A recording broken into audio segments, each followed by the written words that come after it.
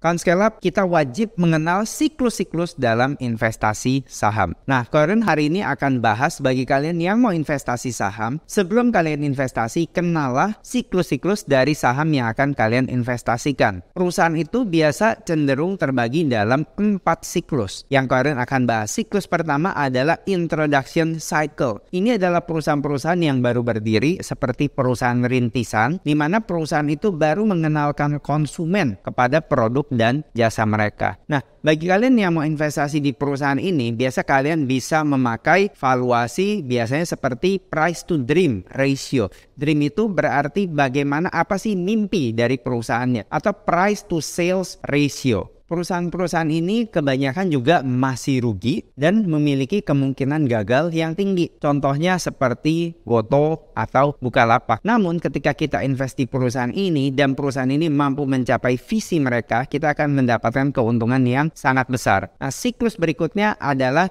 siklus growth cycle. Perusahaan yang sedang bertumbuh. Ini adalah perusahaan yang sudah untung dan revenue mereka konsisten bertumbuh. Nah, valuasi yang kita bisa pergunakan adalah PER ratio, price earning ratio, atau price to growth profit ratio. Perusahaan-perusahaan seperti misalnya MAP atau Metro Data adalah perusahaan yang masuk dalam siklus ini. Namun perusahaan-perusahaan ini biasanya agak sulit bagi kita untuk mencapai harga diskon. Nah, perusahaan ini biasanya kita bisa dapatkan hanya dalam harga wajar. Siklus berikutnya adalah maturity cycle. Ini adalah perusahaan yang sudah mapan dan yang bisa kita lakukan adalah dividend play. Kita bisa menggunakan valuasi seperti PER ratio atau PBV ratio. Perusahaan-perusahaan seperti ini kalau kita mau masuk, kejarlah diskon yang gede. Kalau enggak ya susah untung gede juga. Perusahaan-perusahaan seperti Unilever atau Matahari adalah contoh perusahaan yang masuk dalam siklus matured ini. Yang terakhir adalah